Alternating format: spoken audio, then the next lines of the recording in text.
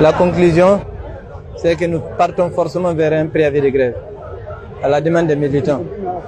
Il a fallu les calmer d'ailleurs, pour qu'ils acceptent le principe de préavis, parce que la plupart des militants tellement remontés par tout ce qui se passe, par ces cas d'injustice, ne veulent même pas entendre parler de préavis. Mais nous sommes des responsables, nous sommes tenus de prendre des décisions responsables. Et nous n'allons pas au-delà de ces décisions responsables. Nous allons examiner, mais nous prions Dieu pour qu'on trouve une solution rapidement, parce que la situation de ce pays ne s'y prête pas. Il y a beaucoup de choses, et ça nous attriste. J'ai l'habitude de le dire, la transition, c'est notre transition. Elle n'est ni, contrairement à ceux qui s'attaquent à la transition, elle n'est ni à Assimi Goïta, ni aux généraux, ni aux colonels, ni aux militaires, ni au M5. La transition appartient à tous les Maliens. Nous devrions veiller à ce que la transition réussisse, parce que si ça se casse sur la tête de tous les Maliens sans exception. Tout ce qui peut amener cela, nous nous éloignerons. Mais nous voulons qu'on trouve des solutions à des problèmes. Il y a des attentes fermes. Il y a des camarades qui attendent depuis 1 an et demi. Il y en a qui attendent 2 ans, 3 ans. Malheureusement, on a toute l'impression qu'il y a des gens qui sont dans des agendas pour déstabiliser. Et c'est pour cela qu'ils attendent des moments pour prendre certaines décisions impopulaires. Je l'ai dit, la décision du juge de licencier, par exemple, les camarades de Baraka Petroleum, ce n'est pas une décision opportune. Dès lors que la décision peut avoir des répercussions sur l'ensemble, sur 10 000 travailleurs. Donc il y a de ces décisions, vraiment, il faut qu'on les réfléchisse avant de les prendre. C'est extrêmement important. Ces gens ne sont pas allés en grève pour eux. C'est une décision qui est venue du SINABEF, qui a décidé d'un arrêt de travail. Parce que leur secrétaire général, pour eux, était en détention, qui n'était pas normal. Ils ont voulu manifester leur mécontentement. Et ils ont suivi le mot d'ordre de leur syndicat national. Donc, s'il y a quelqu'un en cause, c'est le syndicat national, ce n'est pas les travailleurs. Donc, il y a tout ça. Et puis, des pompistes qui ne sont même pas dans leurs droits. Tous ces pompistes, je vous assure, encore, on traîne. On est dans des négociations. D'autres, ça va, Dieu merci. C'est l'occasion de remercier la direction de Somayaf, de remercier la direction de Yara Service, qui ont mis les gens dans des contrats de travail. Encore, il y a des gens qui restent, et nous les demandons de les régulariser. Il y a encore quelques poches où ce n'est pas encore des contrats. Et on doit donner un contrat de travail à tous ces gens, en respectant la convention collective des entreprises pétrolières. C'est l'occasion de féliciter le SINABEF, parce que ce qu'on a obtenu, j'ai fait un tour à Dakar, j'ai fait exprès pour m'arrêter dans une station Shell, où j'ai demandé à un pompiste, est-ce qu'il a un contrat? Il me dit non. Je lui ai demandé, est-ce qu'il a l'INPS là-haut? Il me dit non. J'ai fait exprès, je lui ai demandé son salaire, il me dit qu'il a 75 000 francs. En Tunisie, j'ai fait le même exercice. C'est l'occasion de dire bravo au syndicalisme au Mali, qui a pu mettre des gens dans leurs droits. Or, partout ailleurs, ce n'est pas tout à fait le cas. Et aussi dire que l'affaire Ibifarm, nous tenons à cœur.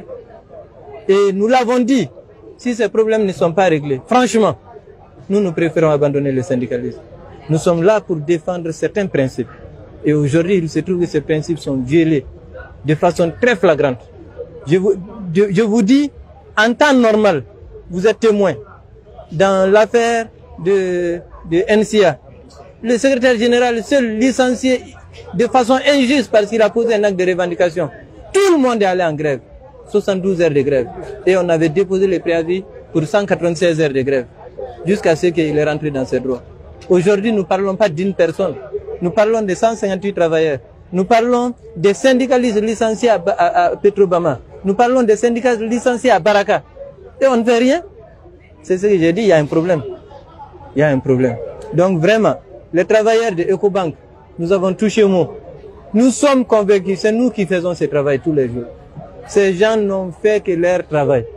Ils ont signé au nom de l'institution avec l'entête de Ecobank, les cachets de Ecobank. Ils n'ont pas commis de faute. Ils n'ont commis aucune faute, même pas une erreur. Parce qu'une erreur, c'est encore plus banal qu'une faute. Ils n'ont fait que respecter les procédures bancaires en la matière. Ils n'ont fait que transférer un message. À qui des droits? Ils n'étaient même pas obligés.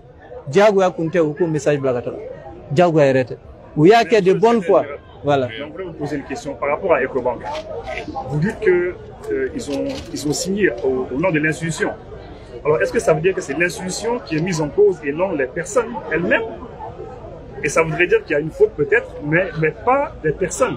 Non. Les travailleurs, ou bien il n'y a pas de faute. Je vais répondre. Hein. Il n'y a pas de faute du tout.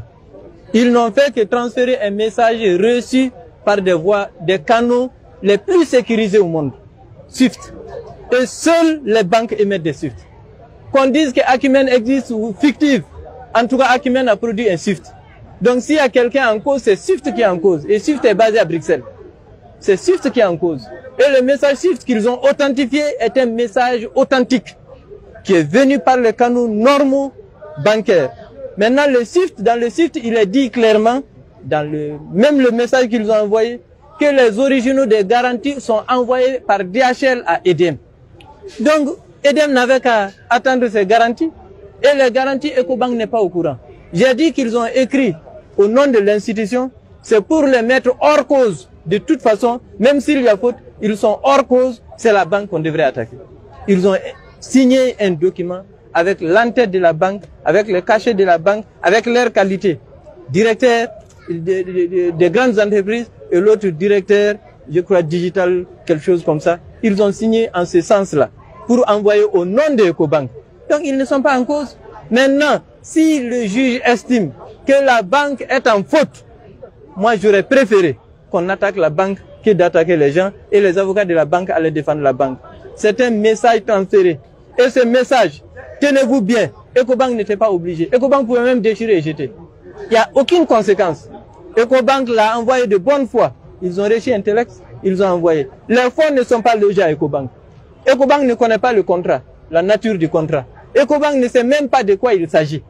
Ecobank a reçu un message et ils ont transféré le message. Et dans tous les courriers que Ecobank a envoyés, sachant bien qu'ils ne sont au courant de rien, ils ont mis dans les courriers, merci de trouver vos garanties sans engagement ni responsabilité. Dans tous les courriers qu'ils ont envoyés, ils ont envoyé dans ça. Et ça, c'est des messages.